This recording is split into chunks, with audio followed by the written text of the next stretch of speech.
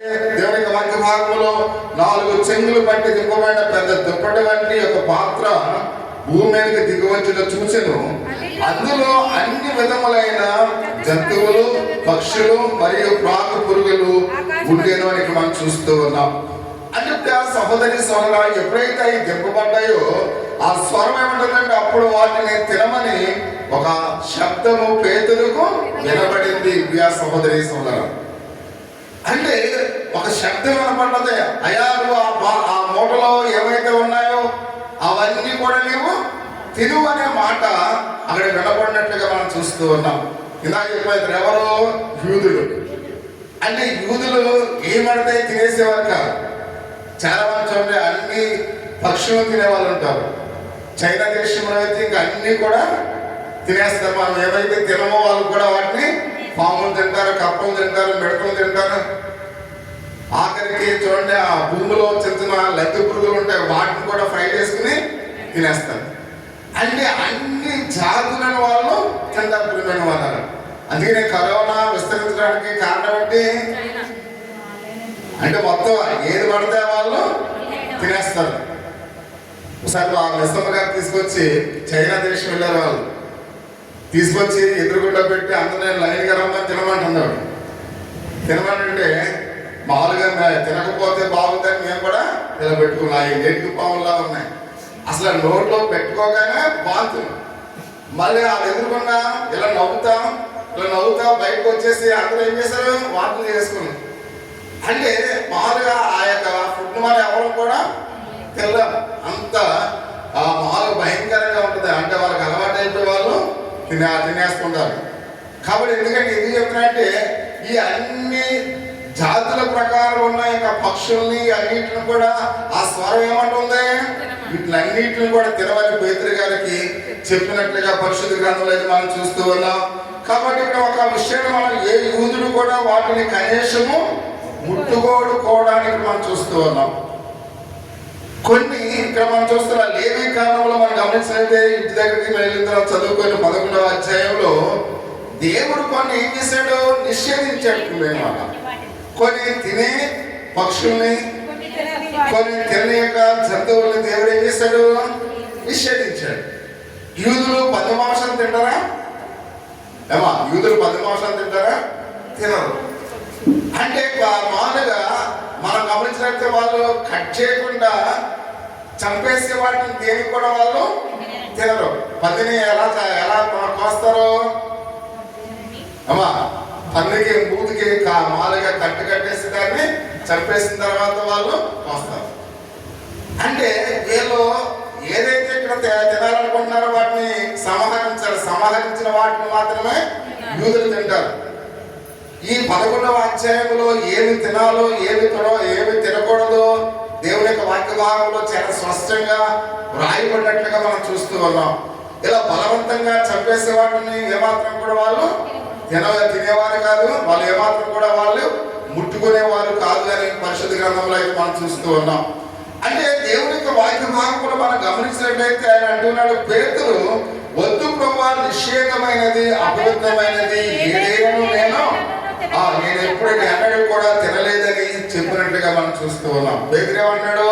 అయ్యా వద్దు, నిషేధమైనది నేను ఏమి కూడా నేను తినను అనే విషయాన్ని మనం చూస్తూ ఉన్నాం. అంటే దీని ద్వారా ఇలాగో 3 సార్లు జరిగిందంట. ఎన్నిసార్లు జరిగింది? 3 సార్లు జరిగినట్లుగా మనం చూస్తున్నాం. అంటే దేవుడు దీనిని బట్టి పేతురుకు ఒక పాఠాన్ని నేర్పించాలనుకున్నాడు. దీన్ని బట్టి ఆయన ఏమనుకున్నాడు? ఒక పాఠాన్ని నేర్పించాలని ప్రభువు ఆశ కలిగి ఉన్నట్లుగా మనం చూస్తూ ఉన్నాం.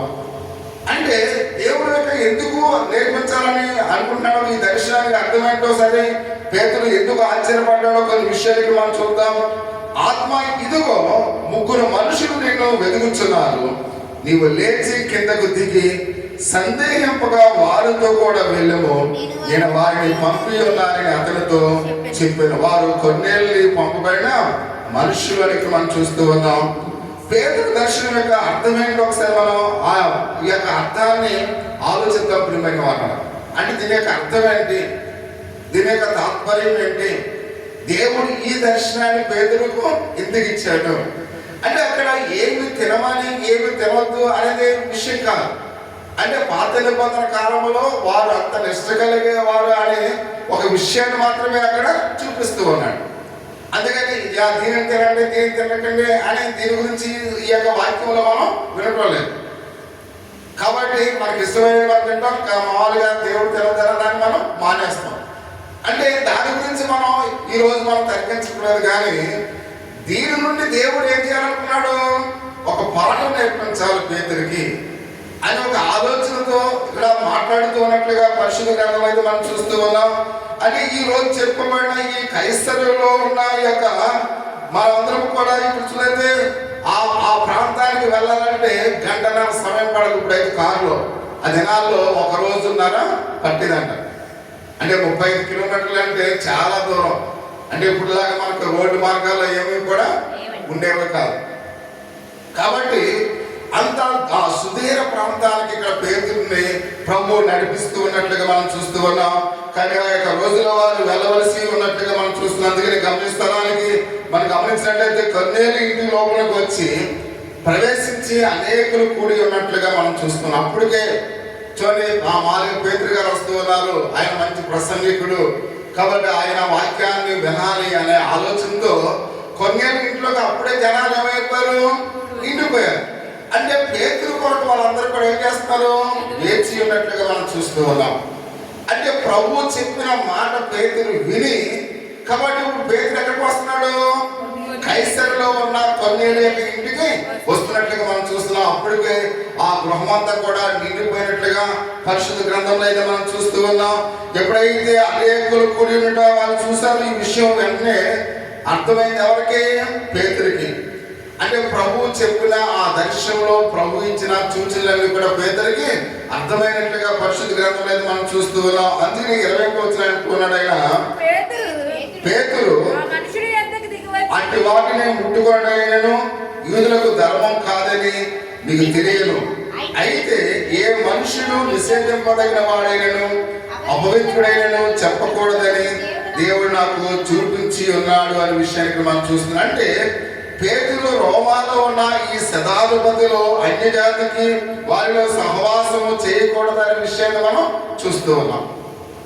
అంటే యూదులు అన్యులతో ఏం చేసేవారు కాదు, సహవాసం చేసేవారు కాదు. కాబట్టి ఇప్పుడు ప్రభు ఏమన్నాడు పేతురు గారితో, కాబట్టి అతడు జాతి అహంకారంతో ఉన్నాడు కనుక. అందుకనే పాత నిబంధనలో మనం గమనించినట్లయితే మామూలుగా యూదులు సమరయ ప్రాంతంలో నుండి వారు వెళ్ళేవారు కదండి. సమరయులు అంటే ఎవరు, పాపులై ఉన్నారు, ఆ దినాల్లో అన్యులై ఉన్నారు. అందుకని వాళ్ళు ఏం చేసేవారు కాదు, చూడండి మనకు నిడదవలు వెళ్ళాలనుకోండి, మనం నందమూరి నుంచి వెళతాం. ఇప్పుడు మన ఇజ్రాయేల్ దేశం అనుకోండి, అది సమరయ దేశం అనుకోండి, ఎవరో మామూలుగా మన ఎగ్జామ్ చూస్తూ ఉన్నాం. నందమూరు సమరయ ప్రాంతం అనుకోండి. ఇప్పుడు యూదులు నిడదలంటే వాళ్ళు ఎలా వెళ్ళేవారు, ఇక్కడి నుంచి దువ్వ నుంచి వేలు నుంచి నిడదలు వెళ్ళేవారు. వాళ్ళు ఎక్కడికి వెళ్ళేవారు కాదు, నందమూరు వెళ్ళేవారు కాదు. ఎందుకంటే నందమూరులో ఎవరున్నారు, సమరయులు ఉన్నారు. కాబట్టి ఆ ప్రాంతానికి మనం వెళ్ళకూడదు. అంటే అంత నిష్ట కలిగిన వారు. అంటే సమరయ ప్రాంతాల్లో వారు అడుగు పెట్టేవారు కాదు. కాబట్టి ఇక్కడ మనం చూస్తున్నాం అంటే వాళ్ళని నిషేధించేవారు. అది ఇప్పుడు పేతురు కూడా జాతి అహంకారంతో ఉన్నాడు కనుక అన్యులకు సువార్త ప్రకటించడం అతను ఏమాత్రం కూడా ఇష్టపడేవాడు కాదు. నేను యూదుని కనుక నేను యూదులకే సువార్త ప్రకటించాలి, యూదులకే ఆయన దేవుడై ఉన్నాడు, యూదులకే ఆయన ప్రభు అయి ఉన్నాడు, నేను అన్ని జనులకు సువార్త ప్రకటించడం ఏంటి అని జాతి అహంకారంతో ఎవరున్నారో పేతురు ఉన్నాడు. కానీ ప్రభు ఆ దర్శనంలో ఏం చేశాడు, నేను అన్ని కూడా తినమని చెప్తూ ఉన్నాను, నిషేధింపబడినది ఏది కూడా లేదు. కాబట్టి నేను పంపించిన ఆ జీవాల ఆకలితే ఆ మామూలుగా అందులో ఉన్న పక్షులు అయితేనేమి జంతువులు అయితేనేమి నువ్వు ఏమి ఆలోచించకుండా అన్నిటిని కూడా ఏమన్నాడు, తినమని చెప్తూ ఉన్నాడు. అంటే దీని యొక్క అర్థం ఏంటంటే ప్రియమైన వాళ్ళగా, కాబట్టి ఈ లోకంలో ఉన్న ప్రజలందరూ కూడా ఒక్కటే. కాబట్టి జాతి మతము రంగు కులము ఏమి కూడా లేవు. నేను అందరికి నేను ప్రభు అయి ఉన్నాను. కాబట్టి కేవలం 1-2 కులాలకు మాత్రమే నేను ప్రభువుని కాదు, ప్రపంచంలో ఉన్న ప్రతి మనుషుడు కూడా నేను ప్రభువునై ఉన్నాను. కాబట్టి ఇప్పుడు నీకు ఏముండకూడదు, జాతి అహంకారము ఉండకూడదు అనే విషయాన్ని పేతురు గారికి ఎప్పుడైతే ఆ కొర్నేలు యొక్క గృహంలో ఉన్న వారందరూ చూశాడో, వెంటనే తన యొక్క మైండ్ లో దేవుడు చెప్పిన విషయం అంతా కూడా అర్థమైనట్లుగా, అర్థం చేసుకున్నట్లుగా పరిశుద్ధ గ్రంథంలో అయితే మనం చూస్తూ ఉన్నాం. ఈ మాటలకు క్లుప్తంగా దేవుడు ఎలాంటి వాడు కాదని చూసినట్లయితే అంటున్నాడు 34-35 వచనాల్లో, ఆ దేవుడు పక్షపాతి కాడని నిజముగా గ్రహించినాను. ప్రతి జనములోనూ ఆయన భయపడి నీతిగా నడుచుకుని వారిని ఆయన అంగీకరించెను అని మనం చూస్తూ ఉన్నాం. ఎంతో గొప్ప శబ్దంతో ఈ సత్యాన్ని చెప్పాడు ప్రియమైన వాళ్ళు. ఎవరు?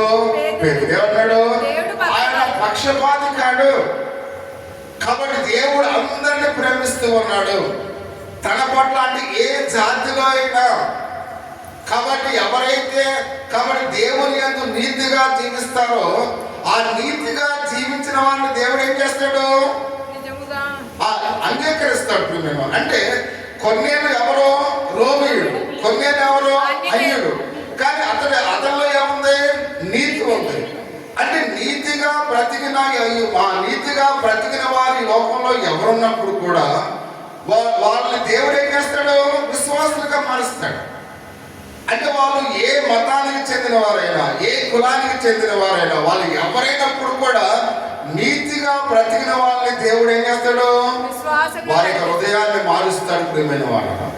అంటే కన్యలు ఎంతో నీతిమంతుడు కనుక, కాబట్టి అక్కడ జాతి అహంకారాన్ని పక్కన పెట్టి అటువంటి నీతిమంతుడైన కొన్నేలకు దేవునికి సువార్తను ప్రకటించడానికి ఎవరిని ఎన్నుకున్నాడు? దేవుడు పేతురు గారిని ఎన్నుకున్నాడు అనే విషయాన్ని పరిశుద్ధ గ్రంథంలో చాలా స్పష్టంగా అయితే మనం చూస్తున్నాం ప్రియమైన వాళ్ళ. అది పేతురు యొక్క దర్శనము అప్పుడు అతనికి అర్థమైనట్లుగా మనం చూస్తూ ఉన్నాం. కాబట్టి మనము కూడా దేవుని యొక్క సత్యాన్ని వింటున్న మనము మన హృదయంలో మనం అనుకోవాలి, దేవుడు పక్షపాతి కాడు. కాబట్టి దేవుడు ఎలా చూస్తూ ఉన్నాడో మనము కూడా మన పొరుగు వారిని అలాగనే చూడాలి. వారు ఏ కులమైనా, వారు ఏ మతమైనా, వాళ్ళు ఎవరిని ఆరాధిస్తున్నా మనము వాళ్ళని ఎలా చూడాలి? స్నేహితులుగానే చూడి వారికి హృదయాన్ని దేవుని వైపుకు మలచడానికి, మనం విశ్వాసతను వాళ్ళు పుట్టించడానికి మనం ఏం చేయాలి? ప్రయాసపడాలి. అంతేగాని నువ్వు దేవుడు నమ్ముకోలేదు అని వాళ్ళు మనం బాధపడకూడదు ప్రియమైన వాళ్ళ. నిజమైన ప్రేమ మనం ఏం చేయాలి? వాళ్ళకి చూపించవలసిన వాళ్ళమైనట్లుగా పరిశుద్ధ గ్రంథంలో అయితే మనం చూస్తూ ఉన్నాం. అది అంటూ ఉన్నాడు, భయపడి నీతిగా నడుచుకున్న వారిని ఆయన అంగీకరించు అనే అర్థాన్ని ఎంతో గొప్ప శబ్దంతో పేతురు చెప్పినట్టుగా మనం చూస్తున్నాం. అంటే దేవుడు ప్రజలందరూ కూడా ప్రేమిస్తూ ఉన్నాడు, ప్రజలందరినీ కూడా ఆయన రక్షించాలని ఆశ కలిగి ఉన్నాడు ప్రియమైన వాళ్ళ. అంటే మనము కొంతమందిని మాత్రమే ప్రేమిస్తాం, మన జాతి వారిని ప్రేమిస్తాం, మన కులం వారిని ప్రేమిస్తాం, మన ఇంటి పేరు ఉన్న వాళ్ళని ప్రేమిస్తాం. కానీ దేవుడు అలాంటి పక్షపాతం ఏమి కూడా లేదు ప్రియమైన వాళ్ళ. ప్రజలందరినీ కూడా ఆయన ప్రేమిస్తూ ఉన్నాడు, ప్రజలందరూ కూడా రక్షణ పొందాలని ఇష్టపడుతూ ఉన్నాడు. కేవలం వీరు మాత్రమే రక్షణ పొందాలి, వీళ్ళు మాత్రమే దేవుడు నమ్ముకోవాలన్న ఆలోచన దేవుడికి ఎంత మాత్రం కూడా లేదు అనే విషయాన్ని పరిశుద్ధ గ్రంథంలో చాలా స్పష్టంగా చూసినట్టుగా మనం చూస్తూ ఉన్నాం. రెండవ మాట మనం చూస్తున్నా, దేవుడు పక్షపాతమును చూపడు అనే విషయం గురించి ఒకసారి ఆలోచిద్దాం ప్రియమైన వాళ్ళు. రెండవ మాట దేని గురించి? దేవుడు పక్షపాతాన్ని చూపడు. ఎందుకు చూపడు ఒకసారి మనం తెలుసుకుందాం. మనం పక్షపాతం లేదని మనం దేవుడు మనం కలిగి ఉన్నాం ప్రియమైన వాళ్ళ. ఈ మాట మనకి ఏం కలిగి చేయాలని ఇందాక మనం చూసాం? ఆదరణ కలిగి చేయాలి. కాబట్టి బంధులో మనవాడు అంటే చివరికి కూర్చున్నా మనకి ఎటువంటి ఇబ్బంది ఉండదు ప్రియమైన వాళ్ళ. ఎందుకు ఇబ్బంది ఉండదు? మనవాడు వడ్డించేవాడిగా ఉన్నాడు కాబట్టి. అలాగనే ప్రభు అందరినీ కూడా ఒకే విధంగా చూస్తున్నాడు కనుక మనం ఏమాత్రం కూడా భయపడవలసిన పని లేదు. చూడండి, ఇప్పుడు మామూలుగా మీరు ఎంతమంది ఉన్నారు? ఒక 40 మంది ఉన్నారు అనుకోండి, 40 పేపర్లు ప్రతిమ ఇస్తుంది అనుకోండి. ఇప్పుడు 40 పేపర్లు ప్రతిమ చేతిలో ఉన్నాయి. మీరు ఎంతమంది ఉన్నారు? 40 మంది ఉన్నారు. ఇప్పుడు పేపర్ ఇస్తుంది అనుకోండి, ఈ వెనకాల వాళ్ళు ఏం చేస్తారు? లేచిపోయి ముందు అంటే మామూలుగా లేచిపోయి తీసుకోవడానికి ప్రయత్నం చేస్తారు. అంటే ఎవరు కూడా మామూలుగా సహనం ఎవరికి కూడా ఉండదు. అంటే అయిపోతాయేమో అని ఆలోచన లేచిపోయి ఏం చేస్తుంటారు చూడండి. మీరు ఎప్పుడైనా ఫంక్షన్లకి మామూలుగా ఏదైనా చేసినప్పుడు చూడండి, అందరికి సమానంగా వాళ్ళు చేస్తారు. కానీ మన ఆత్మత ఏంటి, అయిపోతాయేమో అని మనం లేచిపోయి ముందుకు చేసుకోవడానికి ప్రయత్నం చేస్తాం. ఇప్పుడు రేషన్ ఉంది, రేషన్ గ్రామంలో ఉన్న అన్ని తెల్ల కార్డులకి రైస్ ఉంటుంది అక్కడ. కానీ మనం ఏం చేస్తాం, కంగారు పడుతుంటాం. అంటే మన ఆత్మత. కానీ ఇక్కడ ప్రభు చెప్తూ ఉన్నాడు, ఆయన మన అందరినీ ప్రేమిస్తూ ఉన్నాడు. మనం ఎవరు కూడా భయపడవలసిన పని లేదు. ఆయన మన అందరినీ కూడా ఒకే విధంగా ప్రేమిస్తున్నాడు. కానీ ఆత్మత పడవలసిన పని లేదు అనే విషయాన్ని మనం చూస్తాం.